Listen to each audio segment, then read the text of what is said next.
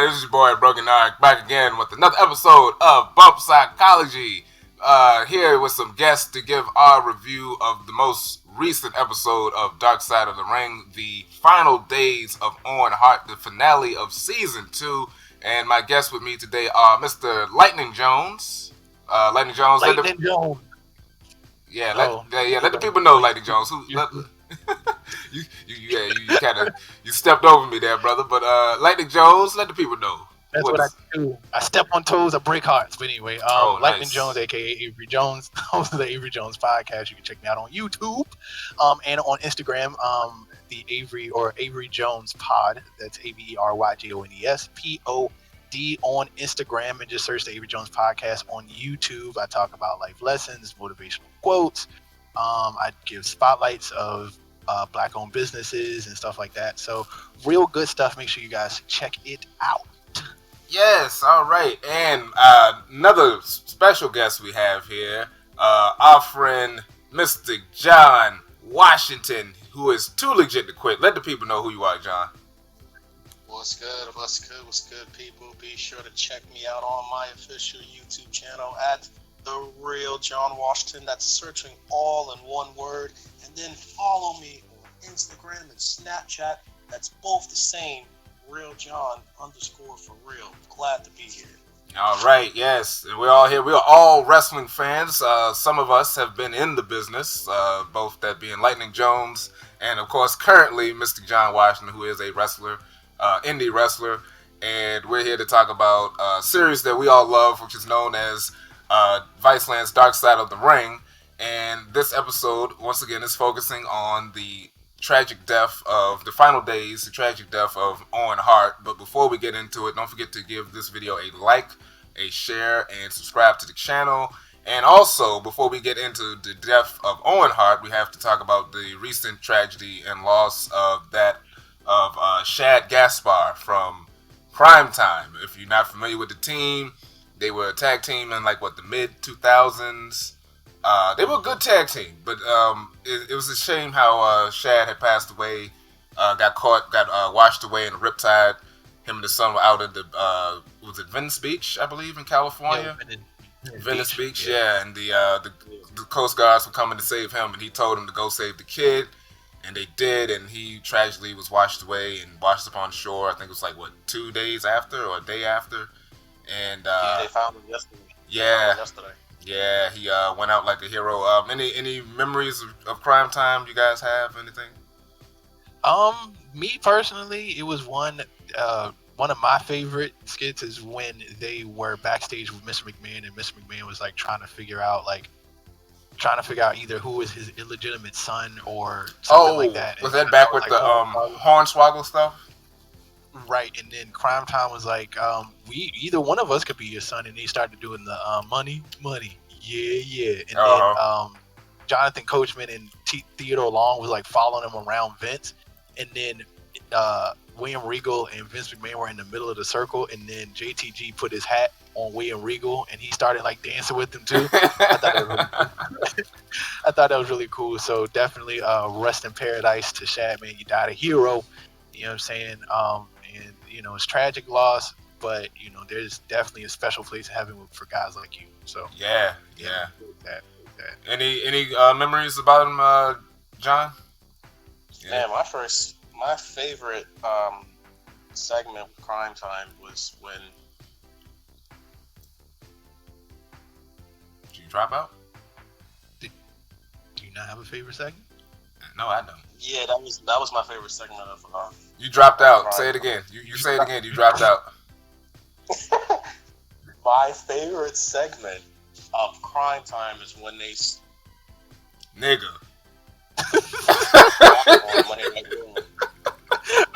You dropped out again. I did. Yeah, it literally dropped out as soon as you were my favorite memory is. I'm telling you, man, your freaking podcast doesn't like me, man. Yeah. All right, take 3 and action. My favorite segment of Crime Time was when they stole King Booker's wallet. Okay. Yeah, that was my favorite one. I thought the situation was very, very, very, very, very sad, man. I was really rooting for him to pull through, but unfortunately, really mean to sound like a negative Nancy, but it's just the way how the story was explained. There was no coming out of that. Yeah. And it was just an unfortunate situation, an unfortunate turn of events. People who I know in the business, they know him. Right. It's about him.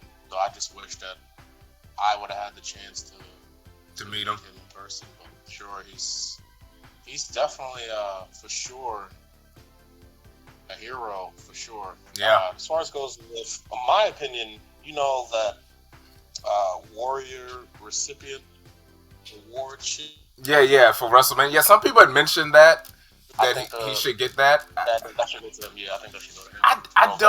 I don't necessarily think it's necessary because it's like it would seem kind of phony, you know, because it's like y'all they never won the tag belts. They don't ever talk about Crime Time, so for them to just be like, oh well, here you go, is like I don't really need it. I mean, it's a nice thought, but it's like, you know, it's like, I don't know, man. I think they could, man. They can talk. They don't have to talk about his wrestling career, man. They can talk about outside, like when he saved that armed robbery. Yeah, I forgot all about that. Yeah, that. And then with this whole situation with his son, so they don't have to necessarily talk about his wrestling career, man. They can really just talk about the stuff like how he is outside of the ring. Yeah. Honestly. If it isn't tied to his WWE career, I wouldn't mind it. I guess. Yeah, that's a good point. Very good point. Yeah, because the Warrior, like a lot of people that have the Warrior award don't wrestle or have a wrestling career. That's true. You're absolutely right about that. You're absolutely right about that. I can see it happen. All right, now with that sad part out of the way, let's get into this episode, which is. Let's get to the sad part. Yeah, it's depressing. Now, full disclosure, because our guest, Mr. John Washington, has not seen the episode. He knows of Owen Hart. He did not see the episode. I'm just putting it out there so people would know. But we'll relay it to you. It's pretty fucked up episode. Right. I'm literally going to watch it as soon as I get off this podcast. Right. Literally. At this point, it would be pointless. No. You need to watch it because it's like it's a really good one. I told Ace to watch it, and he's like, definitely, I'm gonna. Like, I was like, if you don't watch anything else, you need to watch this. Yeah. So let's get into it. The episode starts off with basically a quick rundown of who Owen Hart is. Owen James Hart was part of the Hart family in Calgary, Canada, which is one of the big wrestling family dynasties started by their father Stu Hart. And Owen is the youngest of 12 kids, which I didn't realize he was the youngest, but he's the youngest of 12 kids. And as what the wife, Martha Hart, had mentioned, Owen's wife, she had mentioned that he was Stu's favorite, mainly because he was like one of the best like collegiate technical wrestlers out of the bunch, but also because he was like a big family man, which was more of like Stu Hart's vibe. Like they kind of vibed more better than he did with the other kids. At least that's how she explained it. And they talk about how he was a family man. He was very talented. He was like an early high flyer. The way he was one of those.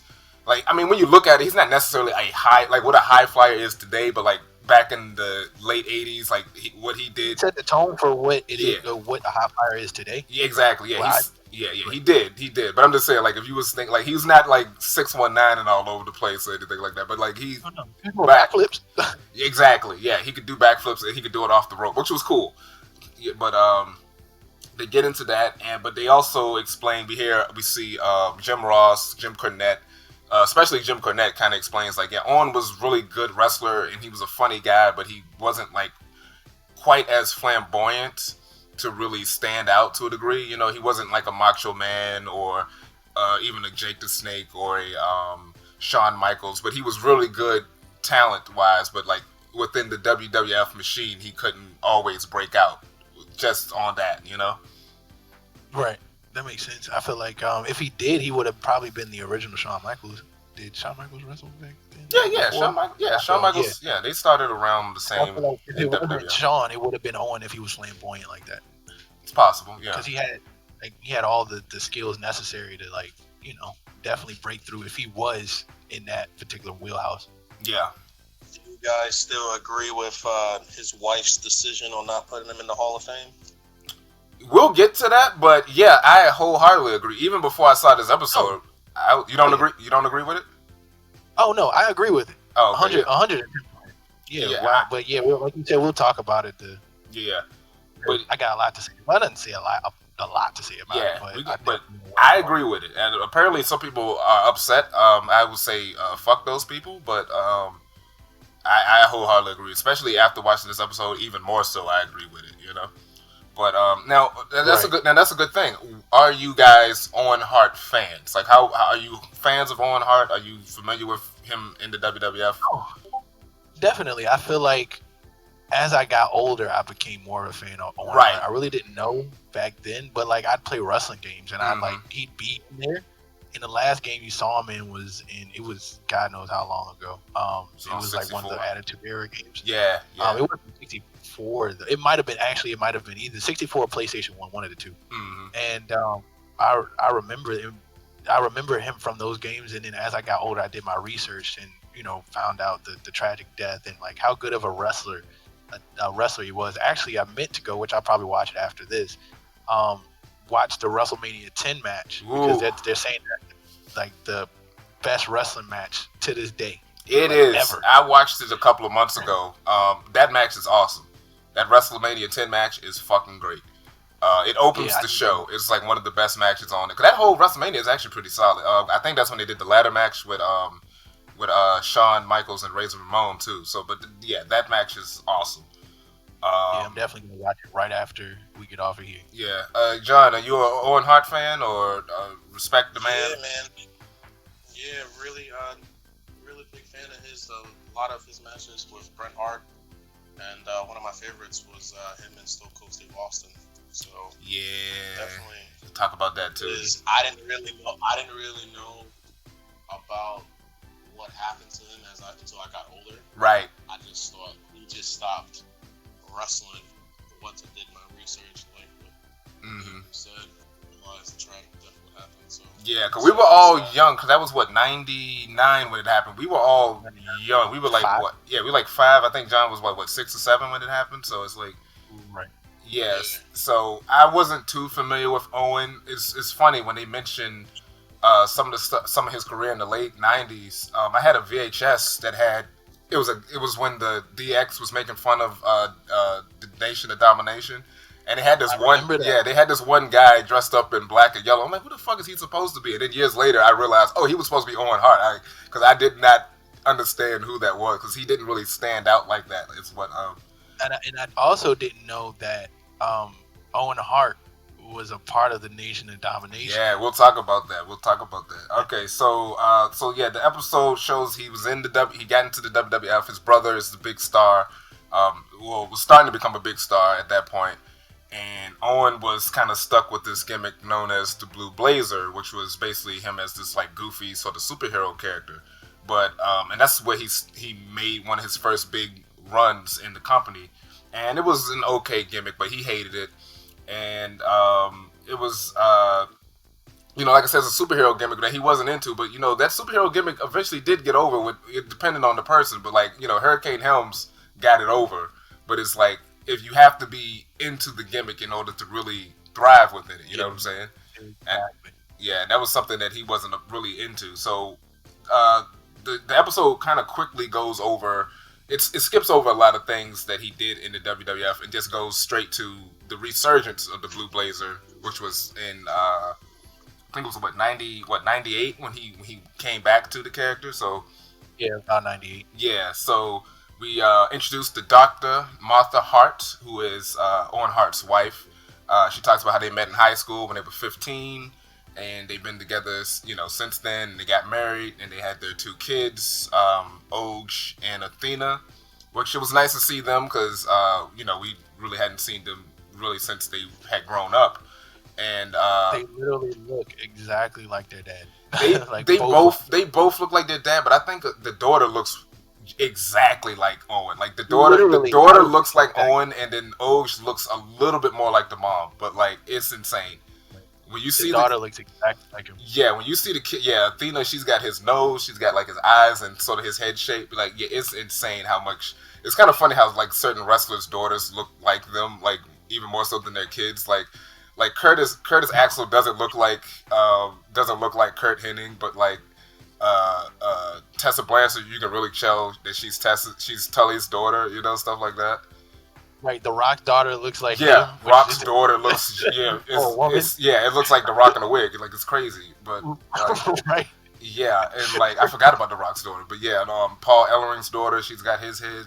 It's kind of funny how like the women wrestlers look more like like Dustin and Cody don't look like Dusty, but they kind of look like him, but not directly the same. You know what I'm saying? Exactly. Like, and speaking of Paul Ellering, real quick, he was Jack. I told you, didn't I tell you? He was Jack. Yeah, he used to be a wrestler. I told you that dude was Jack. But anyway, shout out to the previous episode. So we get some of what's her name, Martha Hart's her reasoning, her stance on certain things. But let's talk about some of the stuff they didn't go over in his career. One of the things is they didn't mention his tag team with Coco Beware, which was High Energy, which was like a random tag team that they had. That was like, and they had like the worst outfits ever. Like, it's really shitty outfits that they were wearing. Are you talking about the kind of the genie pants? Yeah, they had the big baggy pants with the bright colors and the suspenders. And the suspenders and the diamond on the side. Yeah. Believe it or not, they have that in the video game. Oh, they do? do? They have those pants. Oh, those pants? Or they had them. They had the pants and the boots too, with the diamond, the black and white diamond shape. Yeah. On the boot. Yeah. Wow, that's hilarious. But before that, he was with the New Foundation. Was when Bret Hart was breaking off as a single star. Excuse me. They brought Owen to join up with Jim Neidhart and did like a new version of the Hart Foundation, which they didn't mention that. Then that leads into the slow build where it was the story of brother versus brother, where Owen betrays Bret Hart by kicking his leg out of his leg and causing them to lose it was a tag match, I think at one of the Royal Rumbles. I think it was 94, Royal Rumble 94, I believe, or 93, one of them. Anyway, that was the start of their feud. Now we said WrestleMania 10. Have you guys watched the WrestleMania 10 match? Well, John, have you watched the WrestleMania 10 match? I said, have you watched the WrestleMania 10 match, Bret Hart versus Owen Hart? No, not that one. Okay. Not that I can recall. Yeah. Yeah. It's on the network. Check it out. I randomly was watching a lot of that era for a while on WWE Network. I was watching SummerSlam. That's where it took place at SummerSlam. No, that was WrestleMania, but they had another match at SummerSlam. But yeah, they have that footage on there, and they're allowed to have that footage on there. Yeah, they can have they can still have Owen's footage on there. I think the only footage of Owen they don't have is that pay-per-view where he dies. I didn't check, but I don't think they have the Over the Edge pay-per-view on there. They don't have. I thought you would talk about the actual incident. I was like, yeah, that's what I'm saying. I don't know if they have the entire pay-per-view. I don't know if they even have the. I didn't bother to check, but I should do that. I'm pretty sure they have it. Yeah. So after that, Owen he wins one of the not WrestleMania, one of the King of the Rings, and he becomes the King of Hearts. And that's when he was like really big into his heel gimmick, which he was really good as a heel. Being that annoying, bratty brother, he was really good at it. And it's kind of funny how they say he was like, they talk about him being a prankster. That was like one of the clips they didn't get the air, but it's like him being a prankster, and he would always like to joke around. He was one of the big pranksters in WWF, and he was like kind of a lighthearted prankster, but he wasn't quite as vicious as some of the other guys, like Mr. Fuji and Kurt Hennig and the British Bulldogs and the Steiners, who were pretty jerkish with their pranks.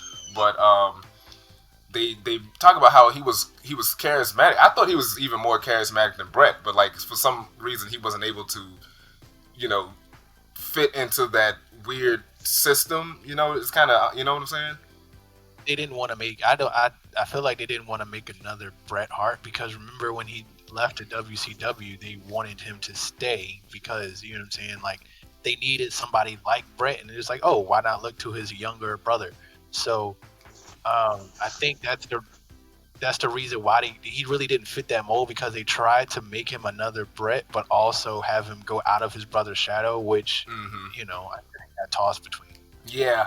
So and then after that match, at some point he ends up in a tag team with Yokozuna, that's the randomest one of the most random tag teams I could ever think of, and that's when Cornette Cornette and Mr. Fuji were managing Yokozuna, and then somehow Bret Hart, because I guess he was a heel, they joined up, and I guess Evil Japan and Evil Canada versus I guess it was like Lex Luger they were fighting against, and Bret Hart and Undertaker. It was a weird tag team, but so after that, then we get to '97. That's when the Hart Foundation comes back, and we got when I think of the Hart Foundation, I think of Canadian Stampede, In Your House, Bret Hart, Owen, Jim Neidhart, British Bulldog, and Brian Pillman. Like when I hear Hart Foundation, that's what I always think of. Like even more so than the tag team, I think of that close knit group right there. Right. Yeah, and I never knew that, like, Brian. Well, I think I kind of knew that Brian Pillman was in there, but like, was he part of the Hart family? I think. See, that's the thing. I don't remember. He might be married to one of the sisters. I'm not entirely sure. Because I know Davey Boy and I know Neidhart was. Right, Neidhart was. I think either he's married to one of the sisters or he trained in Calgary. I think that also might have been the main reason why he was a part of that. Because he was trained in Calgary. Because he is American. That's true. He is American. But and Owen, Owen is American too. He's like he has both his. I forget how that was. His wife had explained how. I think he had both citizenships. He had American and Canadian citizenships. So he's like, it was something kind of like Jericho. Like he was born in America, but he's tied to Canada. Exactly. But I think Owen was born in Canada, but I don't know. Anyway, I forget how she explained it. I don't remember how. But Hart Foundation. Then that leads to the Montreal Screwjob, which of course is when Bret screwed Bret, quote unquote, and he got screwed over by Vince and Shawn Michaels, and he got mad. He was upset, and he was like, "Fuck this! I'm going to WCW." Neidhart left. Brian Pillman had passed by that point, and Davey Boy Smith had left too. Owen was in a situation where he could have left, but he decides to stay with the company because they was gonna, increase his money, of course, and they were also, like you said, it's like, well, you can get out of the shadow of your brother, and Owen decided to, take him up on that offer. Yeah, he decided to take him up on that offer, and that leads to this weird. It's one of those things that happens a lot in WWE where it's like, hey, if you stick with us, we'll really push you and do all of this. And he went for it, and then they barely did anything with him. They did a lot of random shit with him. So then we get into the whole, he joins the Nation of Domination, which you're like, if you look up the Nation of Domination, it's very much an all-black group that's that's playing off of the whole Black Power movement in the 90s and the Nation of Islam stuff, but then now here's this random white guy. Well, and then I think Crush was also in it at one point. I think he was gone by this point. So Owen was placed into the group, and I guess because he's an outsider and he's with the other outsiders. And I know on the network they have what's the show? Table for Three, and they had an episode where they had I think it was D'Lo. Yeah, it was D'Lo, Farouk, and Godfather. And D'Lo was talking about when Owen was on the team, his nickname was Mr. White Folks, and because his job on the team was to piss white people off. So that was like their inside nickname for him on the team was Mr. White Folks, which I thought was hilarious. That is hilarious. Yeah, do you remember Owen Hart being a part of Nation of Domination? Because that was just so random when I heard that. I didn't even know why he was like. I never got the whole caution sign thing. Yeah, he had because he's dangerous. That's the whole. Yeah, yeah, he's dangerous. God, gimmicks in the '90s were terrible. This was not a good one. So not a good one at all. He was doing that. At some point, he teamed up with Jeff Jarrett, and then they did a storyline. Well, they wanted to do a storyline where he was in an affair. He was because I think it was Deborah was the manager of the team, Jarrett's wife, I guess, and they wanted to do a storyline where Owen was cheating on, or Deborah was cheating on Jeff with Owen, and Owen didn't want to do that. They're very strict thoughts about what marriage is. He didn't want to do that. I remember they wanted to do that with Bret Hart at one point. He didn't want to do something like that. So Owen turns that down. At some point at SummerSlam 97, he breaks Stone Cold's neck, and then they try to go with that. So it's like, oh, well, I think that's when he started doing the caution thing, because he's so dangerous. I almost killed the guy who was on top of the company, which is unfortunate accident. He did a power driver and didn't work out. But of course, Vince McMahon has to capitalize on real life stuff. Exactly. Got to blur the line. This is Attitude Era. Exactly. We got to blur the line. Mm-hmm. So at some point, they were just like, all right, we really don't know what to do with this guy. Fuck it, bring back the Blue Blazer. And they did that. But they changed it a little bit. They make it even more of a joke gimmick.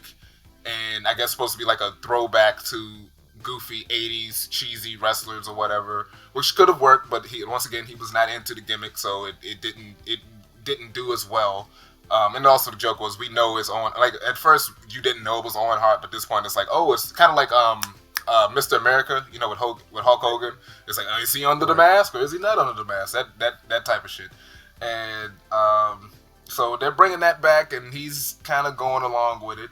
Now, mind you, this is go ahead, John. Oh no, I was saying that it was like I like how they were saying, or I didn't know that was supposed to be like a parody of Sting. Yeah, that was yeah, as a kind of a distance thing. Coming down to Raptors, right? It was kind of like we're making fun of you. Yeah, but let's not make it cool, even though it's one of the coolest things outside of the company. We got to shit on it because it's not us type of deal. You know what I'm saying? Yeah. Exactly. So. And yeah, that you're right. And that's another thing with the that wasn't Owen. Owen had done that, dropping out of the sky thing a couple of times. They did it with Shawn Michaels at, I think it was Wrestlemania 11 or 12, one of those. He had slid down out of the sky. Paul Bearer had done it before. Mm-hmm. Yeah, Paul Bearer. But that was, I think, when Paul Bearer did it, I think it was like after Owen's death. But they've done this before then. This was just one of those. Right, they did like a cage thing. Mm-hmm. Yeah, they did the cage thing. This was just one of those weird situations where they just was hella negligent. So that leads us to we get some stories about Owen as a father. Oge talking about how his dad. There was a time where there was like a train convention. His son was big into trains, and Owen took the time out to miss some event to go hang out with his son at the for the little train convention. The wife talks about how he recorded a lot of stuff, a lot of home movies to, I guess, eventually show the kids, because he used to do that out on the road. He would record himself, and I guess he wanted to share that with the kids once he retired, because his goal was to wrestle, make some money, and then get out of the business. That was his goal. But the man wanted to be a teacher.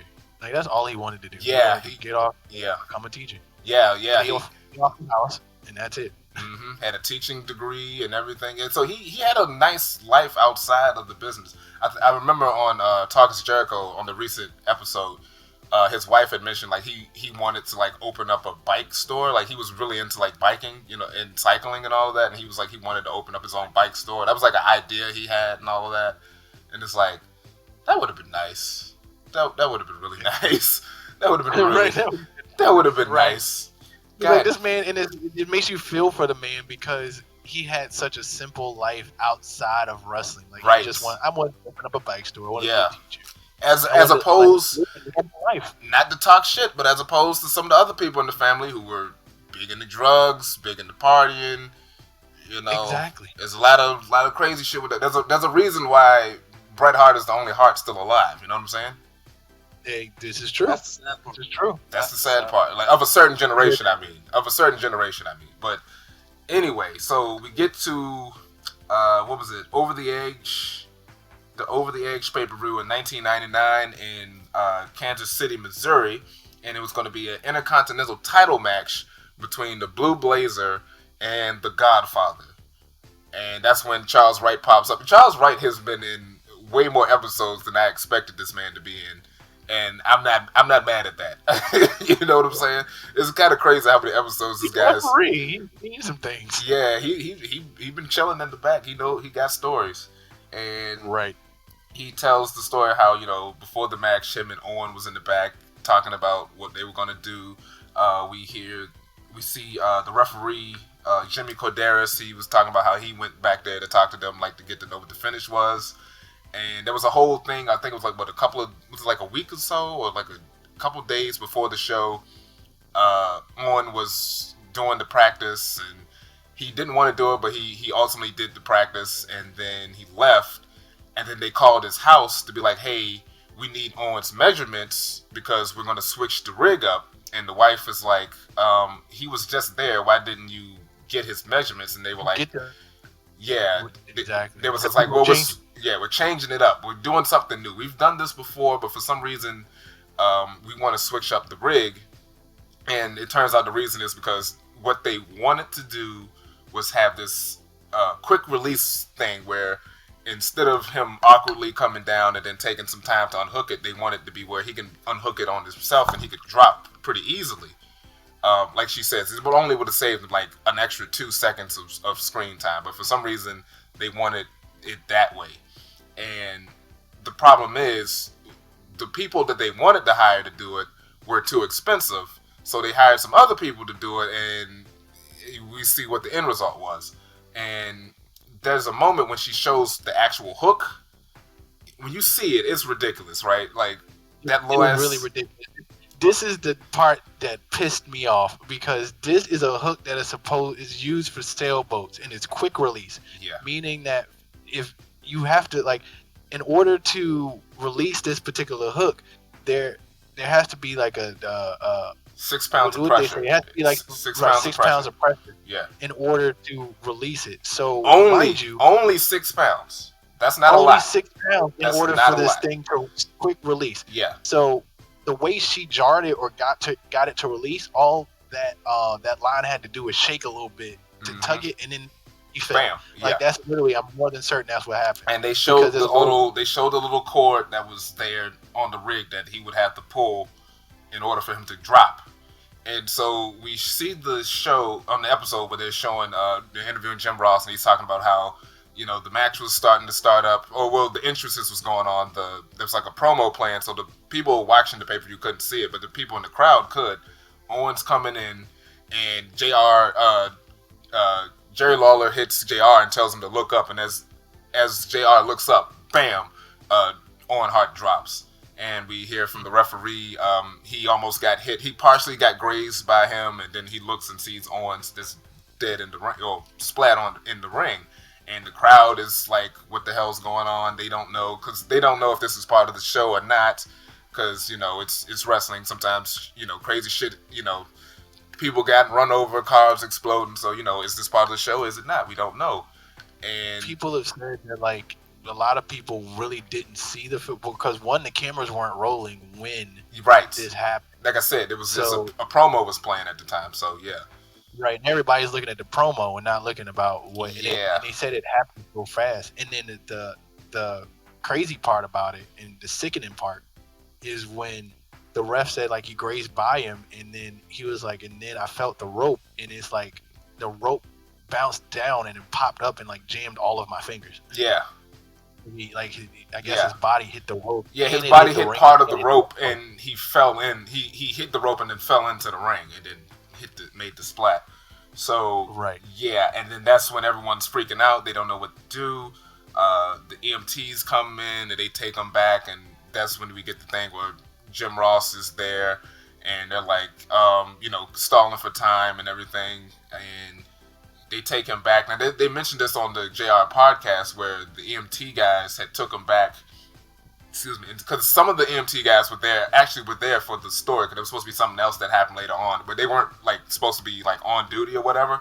So there was this weird confusion, and he mentions like how The Rock was like, no, you guys need to, like, this is legit, like, no, this is serious, like, you guys need to, do your fucking jobs. So they take him away, and then I think it's about 40 or so minutes later is when he's pronounced dead, and then that's when we get the thing where Kevin Dunn tells him, hey, you need to tell the people what happened. And JR's like, well, I don't know what happened. You haven't told me anything. And he's like, well, Owen Hart is dead, and you now have, 10, 9, 8, 7, 6, seconds. And then that's when Jim Ross is like, yeah, sorry to tell you, but... On your thing? Yeah.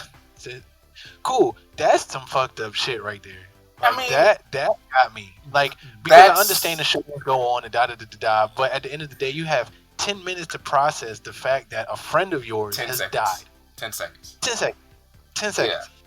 I get that, but it's like, if you're in the TV mode, like, I get, like, he's trying to kind of move things along, but the fact that it is how callous, it does sound very callous. Like, it's like, oh, by the way, he's dead. Let the people know. Yeah, look, that's not even... Past, whatever. Yeah, 10, 9, 8, 7. Yeah.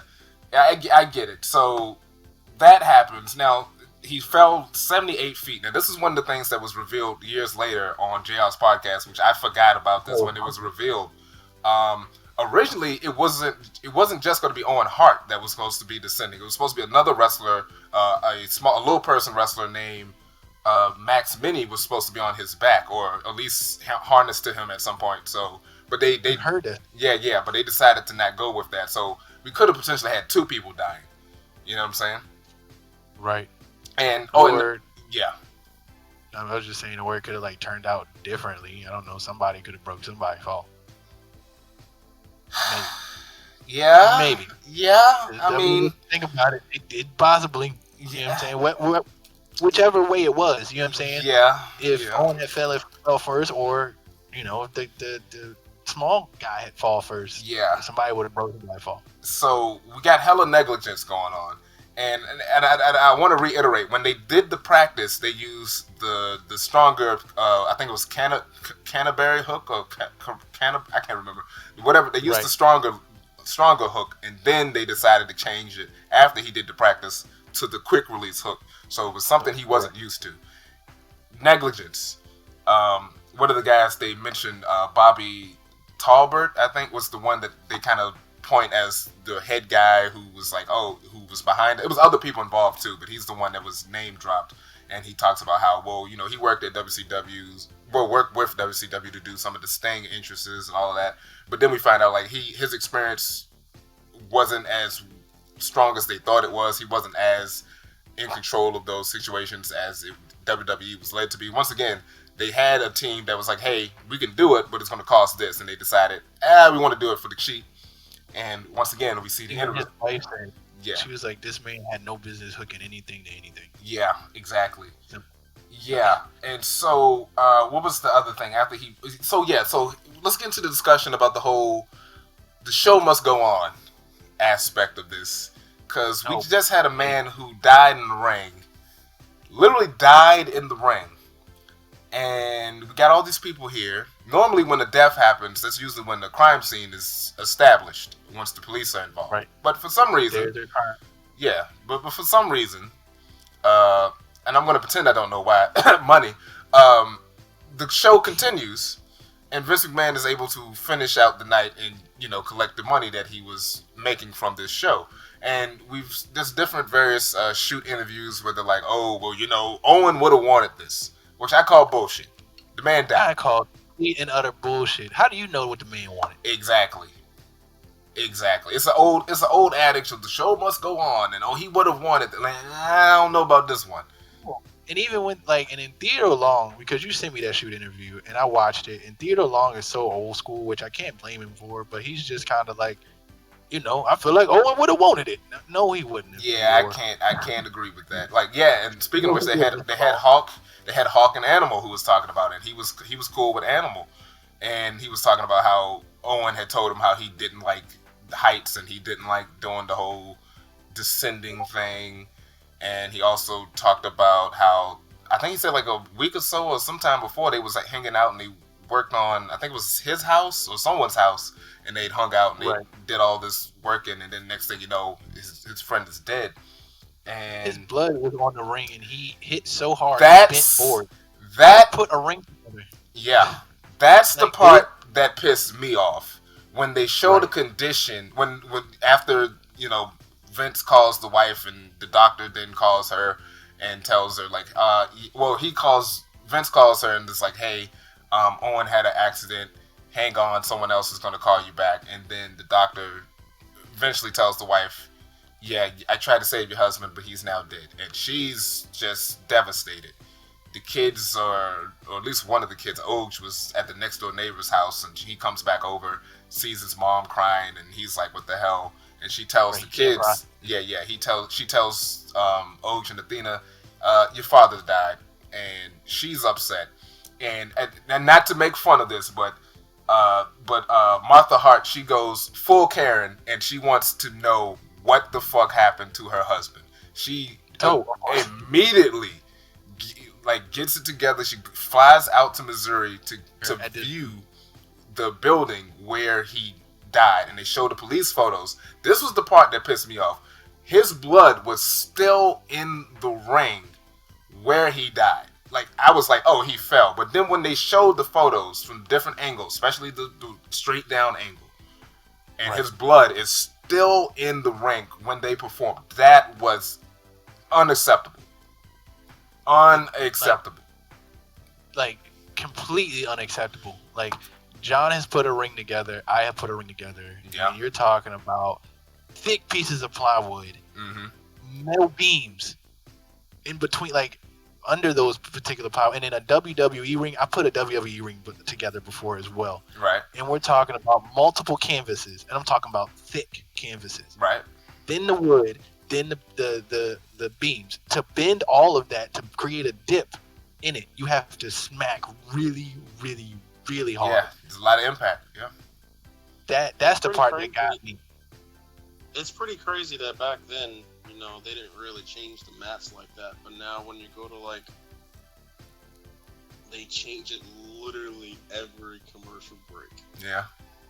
Yeah. Right. You probably learned something. Yeah.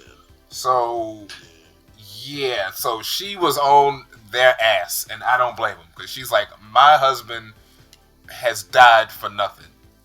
Has died because of your negligence, and this is a $1 million company, and you did this shit and caused my husband's death. No, there's hell to be paid. And then we get a little bit of how a family member has died, but this family is also highly connected with WWE, and they do not want their money to be fucked up. So she talks about how some of the family members were against her, and some of them were very silent. They decided not to do anything, and that's on the family. How they decide to handle the situation. She mentions how some family members were stealing, sending copies of the court records to WWE and all of that, so kind of hindering the process. Which, once again, that's on them. It's not cool, but when that's your meal ticket, sometimes you go do what you can to keep the money coming. So eventually in, November 2nd, 2000, the WWE settles with Martha Hart, and they win $18 million for the damages and all of that. And they use that money to help start the Owen Hart Foundation, which is a charity group that helps single mothers and families with help. It's a charity thing. Her and the kids help run it, and it's just that's kind of, and then that leads into the whole she doesn't want Owen's likenesses used, because I think there was a DVD that came out about Bret Hart and they used Owen's likeness in it. And Martha was like, no, don't do that. I don't want this. It was a big stink about it. And she was like, I don't want him involved. I think it's anything newly produced like that. She doesn't want him involved. No action figures, no video game appearances, no T-shirts, except for the ones made through T-Public, which is under them. But anything WWE related, they don't. She's not fucking with. Yeah. I can't blame her, only because she made a very valid point. This is the only point that she needed. She said, I don't want for him to be in a Hall of Fame with a company that killed him. Very understandable. That makes no sense. Very understandable. Very understandable. Like, that's the only point. Like, all these arguments that people are giving, or I see, or whatever, like, oh, she did this, or this is the way she acted, or this is the way she has whatever the fuck she did. She had every right to do, whether it was husband died. Wrong or indifferent. Her fucking kids are now fatherless because of negligence. Yeah, no, I totally agree. So, and that's, I've read some stuff by I've read some stuff by Wrestlemania, and they were saying that no one ever told the story. Their lawyer came forth, WWE's lawyer, and it was like, oh, like basically she did it for the money and this, that, and the fourth, and she was doing some illegal stuff with the documents, and I told the Hart family to get the documents for me. Oh, he was covering his ass, is what you said. Right. Oh, at least that's his version of the story. Then that's her. There's two sides to every story. Let's not. Mr. Bean is paying a lot of money to cover his ass. I mean, that's kind of the moral. That's basically the moral of this season. I know, John, you haven't watched all the episodes, but basically the moral of the season is Vince McMahon is shady as fuck, and if you go do business with him, be prepared to be fucked over at some point. Basically, that's basically the moral of Dark Side of the Ring season 2. He's in damn near every single episode involved in some way, shape, or fashion. Some way, shape, or fashion. Yeah, exactly. And that's when we get into the elephant in the room. His famous brother, Bret Hart, is not in this episode. At least not interviewed in this episode. Which is very interesting because he was in the Montreal Screwjob episode. And my sort of cynical look at it is, well, the Montreal Screwjob is about him. So, of course, he's going to be there. It's about me. Yeah, exactly. It's about him.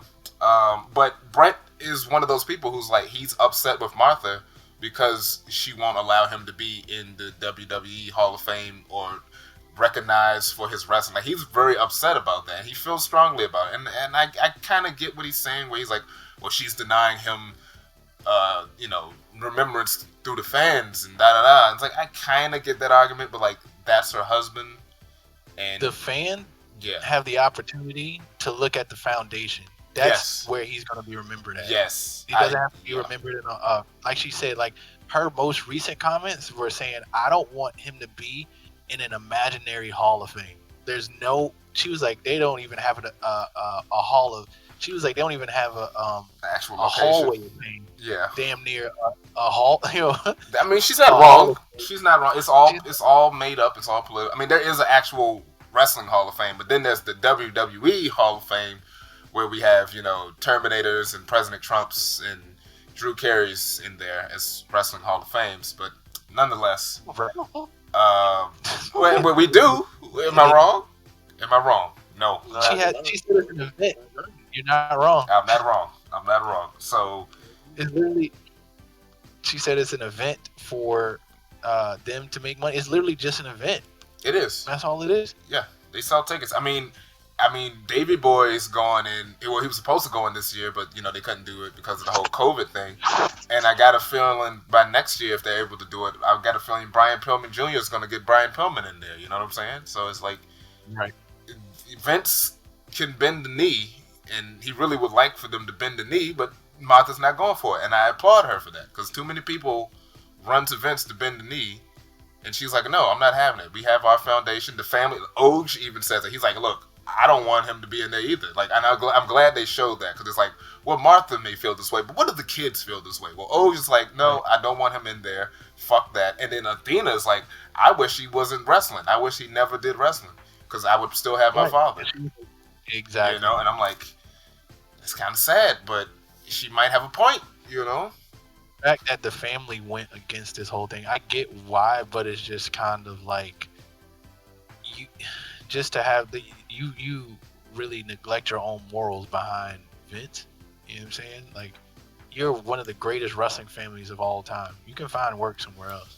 I promise you. I mean, they did, and they tried that. It was called WCW, and that was a goddamn disaster. Brett's got kicked in the head, like as a friend of mine at work always mentions the honky tonk shoot interview, where he's like, Bret Hart went to WCW and got kicked in the head by Goldberg, and now his dick don't work. So shit like that happens. Yeah, I know. I'm awful. I'm sorry. It's terrible. I mean, that's what honky tonk said. But anyway. Honky tonk, man. I'm cool. I'm cocky. Oh man, yeah, exactly. So yeah, that's pretty much the episode. It's sad. This and the Benoit episodes are really like, holy shit, man.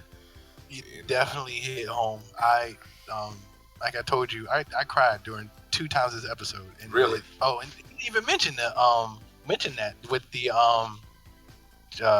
Jim Cornette. Yeah. And he was like, yeah. He was saying, like, basically it was a sad part with Jim Cornette where he said that this man fell 78 feet from the air, and his last words were "Look out." Yeah, because knowing this man was plummeting to his death, the last thing he thought about was somebody else. Yeah. Like that. Yeah, that was a very emotional moment from Cornette, and of course Cornette got it in there. He's like, that gimmick was fucking stupid. He shouldn't have been doing it in the first place, and it led to a man's death. And I'm like, yeah, you're not wrong. You understand? Nobody has propelled from this since then. Nobody has. No, they've done anything. They've done a couple of things. Yeah, remember they had the match where Jericho was in the cage. They've still done it. Cage. Yeah, they've had the cage. They've never had anybody zip line or anything like that. Because you fall from a cage, you might break a leg. But yeah. Well, okay, and they do the cage thing, but yeah, in terms of a zip line, no, they haven't done anything I can think of since. And that's what I was gonna say. Everybody has this whole thing where, and I'm more than certain people in the Hart family thought this is kind of like, oh well, as a wrestler, you know what you're getting into. No, I don't. I know I'm gonna get some bumps and bruises. I may potentially break my neck, but I do not anticipate falling 78 feet from the sky at all. Yeah, and also like was pointed out, months after that, they did the thing like we talked with the Road Warriors. They did the whole thing with Hawk being on top of the thing, and they're like, "Oh, Hawk, don't jump off Titantron." It was like, right, come on, and you're right. Because this whole episode made me like I said, I told you earlier, it's kind of like the whole R. Kelly thing where I'm like, God, I hate you, but you make really good music. Yeah, right. Their product isn't even that good. So it's just like, God, I hate Vince McMahon, but I still love wrestling. Yeah. Right. I'm looking at The Last Ride, which I think we should do that, but this is neither here nor there. But do you want to do that? Because then, we could. Really good. The last episode was really good. I haven't watched it yet. Once again, I'm an emotional guy. I cried during that. When Vince McMahon cried, I cried. I was like, oh man, they're really close. You think about it, man? I haven't watched that yet. I love documentaries, but I do too. But, yeah, and so I'm looking at it, I was like, oh, this man has a heart. That's nice. And then I watched this, and I'm like, you son of a bitch. Yeah. Well, certain people get to see that. It's only the people that make them money. Is who I'm pretty sure Roman Reigns, The Rock, Stone Cold, Brock Lesnar, Shawn Michaels, Triple H. They're like, oh, Vince is just the nicest guy ever. But then there's other people's like, fuck that man. So it's like when he fucks with you, he fucks with you. Is basically what I'm saying. His wife, Owen Hart's wife, still to this day is like, fuck that guy. Yeah, and then that's the way the company tries to spin it. With like, well, she didn't like him wrestling anyway, so of course she's gonna try to sue the company. I was like, I don't really want to hear all that. Her husband's dead. And that's what Vince McMahon said himself. I think that's what he was doing. He might have. And too. So they were like, I'm like, once again, you don't understand the severity of what happened. On your watch, sir, a man dropped 78 feet from the air, died, and you continued a show. And you think it's just because she didn't want him to wrestle in the first place? Bro, come on. Yeah. Well, what she mentioned, because she wanted to have the lawsuit in Missouri where the death happened. He wanted to try to get the lawsuit moved to Connecticut, where there's a law where he wouldn't be liable for his death. There's there's a certain clause where if someone dies in a ring or a sports event, the owners of the company aren't liable for that. But luckily they were able to keep it in Missouri, where he had to pay up that money. So yeah, just a crazy episode. One that was definitely necessary, but once again, a lot of stuff was cut out because they had to work in that short time constraint. But really good. So what do you feel like? Oh yeah, go ahead. So what do you feel like the most important part that was cut out? Do you have any notes on that? Most important part? Well, like I said, I mentioned it, like the thing with the little guy that was going to be on his back, and the other important part, the Bret Hart of it all, because they didn't even bother mentioning why Bret wasn't in it. They didn't even get into that. We just talked about their disagreements about certain. I wish they could have thrown that in there, but time constraints, they didn't get it in there. But those are about the two main things I can think of. Right, I think it was his disagreements with Martha, apparently. I think. Yeah, that's what it is. No, I'm just saying, but they didn't touch on it in the episode, so. Right. But yeah, that's pretty much the sadness of the final days of Owen Hart. Yeah, and also it's the season finale of season 2 of Dark Side of the Ring. They're getting to season 3 because I heard this was the highest viewed episode of all of the seasons. Like the Benoit episode was the highest, and then this one surpassed it. So they definitely getting a third season. I'm gonna call Ace tomorrow to make sure he watched it. Yeah. So with that being said, what do you guys? Okay, well, first of all, John, you only saw 2 episodes, but Avery, what would be your favorite episode of this season? Ooh, definitely this one. This one, Owen Hart? Hands down. Down? This one. It invoked the most emotion out of me. I got angry. I cried. You know what I'm saying? So I think that this one, hands down, this one. I want to say Benoit. The Benoit episodes were my favorite. It's between because I gotta go with the Benoit ones because I was more of a not just because I was more of a fan, but just it involved some of my favorite wrestlers, that being Guerrero and Chris Benoit. I would have to go with that. Speaking of which, that was the other thing I didn't mention.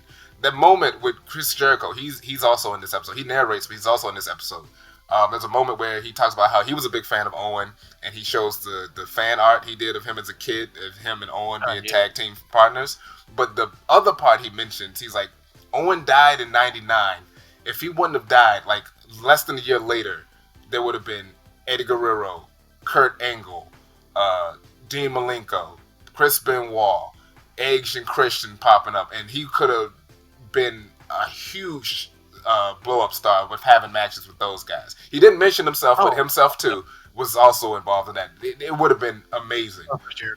And and it made me think of, instead of the SmackDown 6, it would have been the SmackDown 7 because you would have had Edge, Chavo, Eddie, Chris Benoit, who's the other one? Rey Mysterio, Kurt Angle, and then Owen Hart on SmackDown. Like if things would have continued that path, it would have been. Right. It would have had fantastic matches. I would have loved to see Dean Malenko and Owen Hart. Yeah. Chris Benoit and Owen Hart. Oh my god. Right, Kurt Angle and Owen Hart. I think that would have been a tag team. Like holy Guerrero, shit. Guerrero and Owen. Like what? I'm trying to figure out why they did. Do you think this episode deserved a two-parter? Yeah, it definitely deserved it. Yeah, it deserved it, but time constraints, they couldn't get it, but it definitely deserved a 2-parter. And then they also mentioned that one of the other reasons they kept it short is because the wife is working on a movie, like a full-on documentary. So they didn't want to step too much on her toes too. So that's the other reason why they left it. Yeah. So I don't know when that's coming out, but I'm gonna check that one out when it does. So that was your favorites. So anything you would want to see in upcoming seasons? I know we mentioned this before, but any wrestling stories you want to see in the potential 3rd season? Well, first of all, dude, has John seen this? What's his favorite episodes? The one that I seen was, of course, the Benoit one. I guess it was an extended cut that popped up on my YouTube channel. Yeah. Yeah, because I think they got the first 2 parts. Yeah, the first 2 parts on YouTube. It has something to do with The Godfather. I was watching it a little bit, but I got distracted. I was wound up doing something. I was talking about some dude. He was like a boxer. Brawlfall. That was the Brawlfall episode. Yeah. Yeah, I was watching that. But so far, yeah, it's definitely the Benoit one. Mm-hmm. Yeah. Oh, yeah, because John, your favorite wrestlers in there. Who was that? Rey Mysterio? Eddie Chavo? Guerrero. Eddie. Nah, I'm fucking around. Yeah, Eddie Guerrero. We're friends. Yeah, no, I'm fucking around. I knew it was Eddie Guerrero. I'm not bullshitting. I'm just bullshitting. I knew it was Eddie. That was hard. That was really hard to watch when I seen that. That was hell yeah. Oh yeah, because they were very like visual with like him dying in the hotel room. Mm-hmm. And I was like, this is kind of graphic. Yeah, it was too much. Yeah, that fucked with me too. But yeah, so any stories you guys might want to see for the 3rd season? Let you go, John, if you got anything.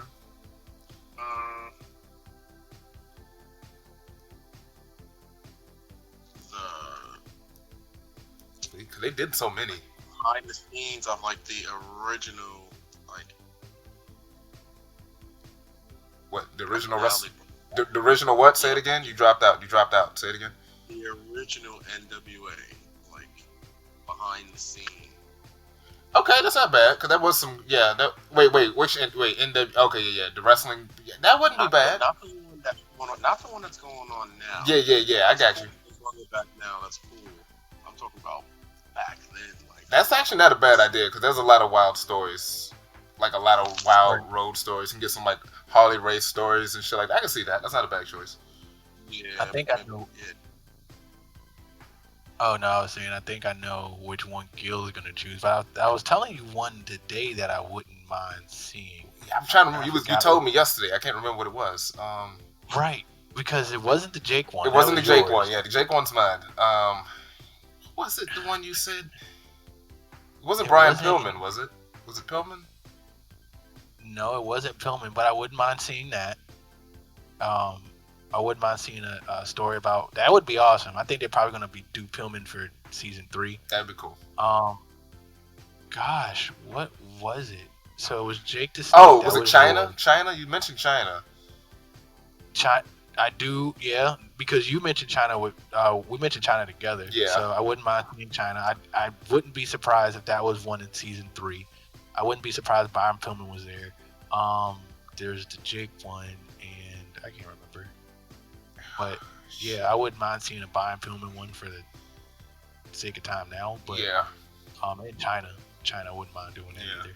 I hope they do the Ring Boy scandal because I've heard about it, but that was a weird one with the sexual allegations with the various people sleeping with the underage like interns type thing that was going on. It was a weird situation. I wouldn't mind seeing that. And the Jake the Snake one. Well, it's not really the Jake the Snake. It's one I got this from Solar Monster, from Jason Solar Monster, where he was talking about do a episode focusing on Jake's family because his dad and his sister were also wrestlers, and they have interesting stories, especially the father. Jake had his drug problems. His sister was a wrestler named Rockin' Robin in the 80s, which is interesting because she was one of the few top female wrestlers in the 80s in WWE. But his father, he had okay, so the way Jake tells the story, his father was dating this woman, and this woman had an underage daughter, and his father started dating the underage daughter. That daughter is his mother. So if you can get that together, that's kind of a fucked up way to be brought into the world, but that's how Jake was brought into the world. And I think, and his father was, a wrestler and also, I think a promoter or at least a trainer or whatever. So he has his interesting stories as well. So like a whole episode about the Roberts family, I think would be interesting. So let's close this one out. Great episode. Check it out on Vice Land, Vice TV. Those are the places to check it out. And let's give out our closing statements. I'm going to let you go first, Mr. John Washington. I want to thank you for letting me be a guest on your channel, man. I'm definitely going to check this out. Yeah, check it out. It's a really good episode. Done some good stuff. And definitely look forward to being a guest soon. Yeah. Once I'm all caught up this time. Yeah. Let the people know where they can find you. Like I said before, man, be sure to check me out on YouTube. Subscribe to your boy, The Real John Washington, all in one word. Hit that thumbs up button as hard as you possibly can. Smash that. Yeah! Join that share button.